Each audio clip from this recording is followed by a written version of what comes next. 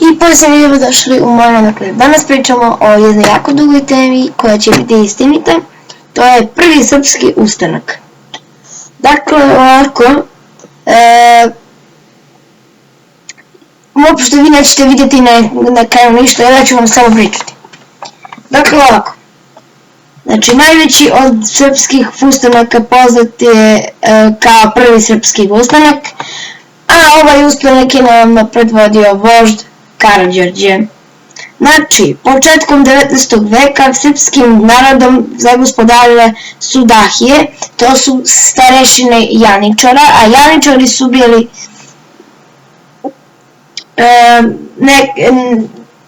na primjer oni koga Turci odvedu kao dete i obučavaju ih u školama i oni tako postaju da se bore za njih.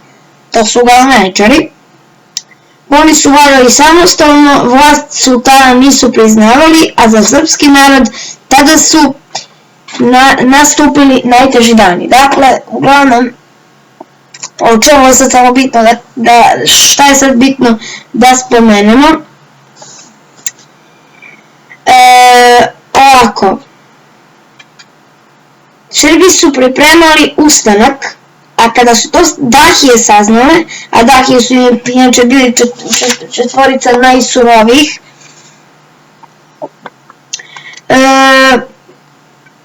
odlučili su da uplaše narod i uguše ili spreče ustanak. Na prevaru, znači oni su pozvali kneže, znači mnoge kneze i sve, pozvali su ih na sastanak i na prevaru tako su ih uzeli i oni čim su došli, oni su ih uzeli i odsekli im glave. Dakle, ovaj događaj poznat kao seča knezova ubrzao je ustanak.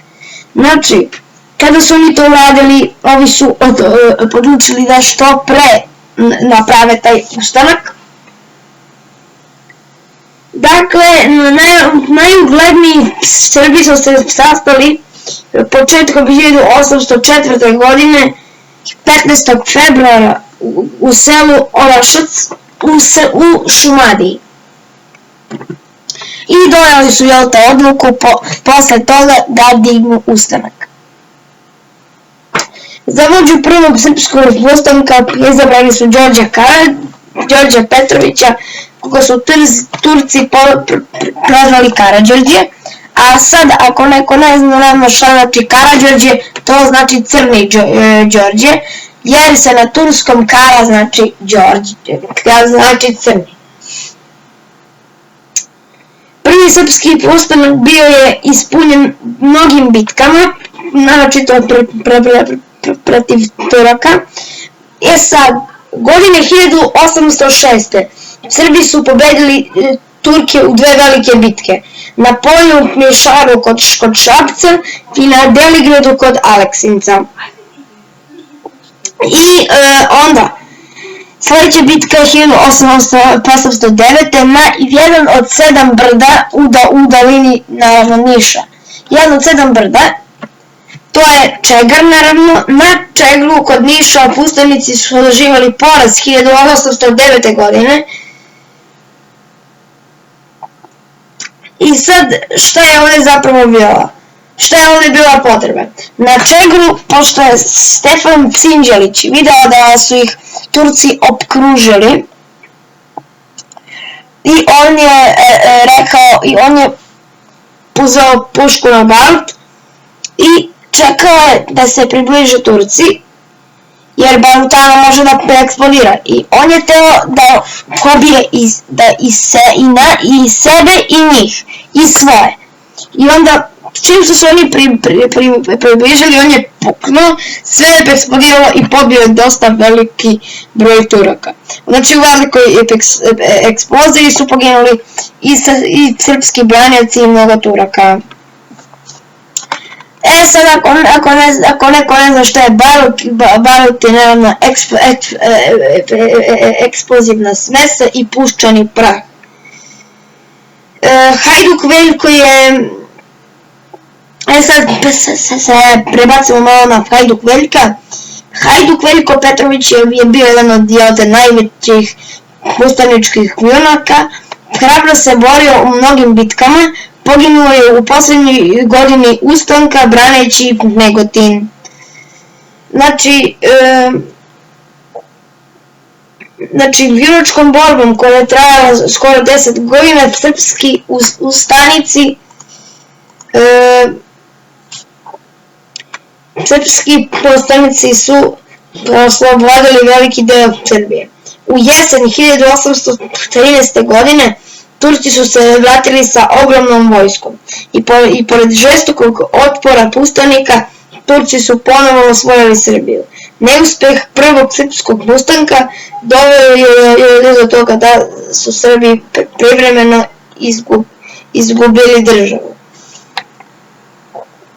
Znači, onda se prebacio i otprilike to bi bilo to. To je sve što se tiče srpskog ustanka. Znači, ostalo su ispričali sve što je trebalo. Samo ono što treba da znate jeste da je 15. februara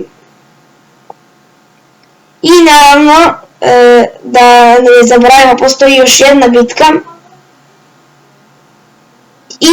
na Ivanivcu ili Ivanovcu 1805. godine. Uglavnom, šta je sad bitno? Znači, da je prvi srpski ustanak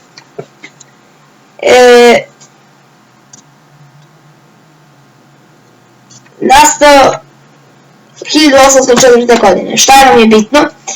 Bitka na Čegru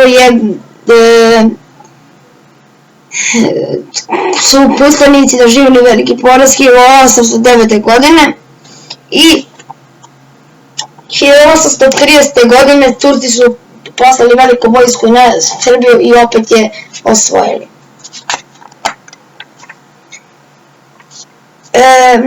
Inače, sad Obrenović, zaboravio sam kako mu je ime, uglavnom mislim da je Miloš Obrenović ili tako nešto, je želeo možda Karađorđa mrtvog. I njegov kum, to je njegov kuma, možda Karađorđe je zamolio da ga ubije. Sad neki kažu tako, a neki kažu da mu je on pretio. I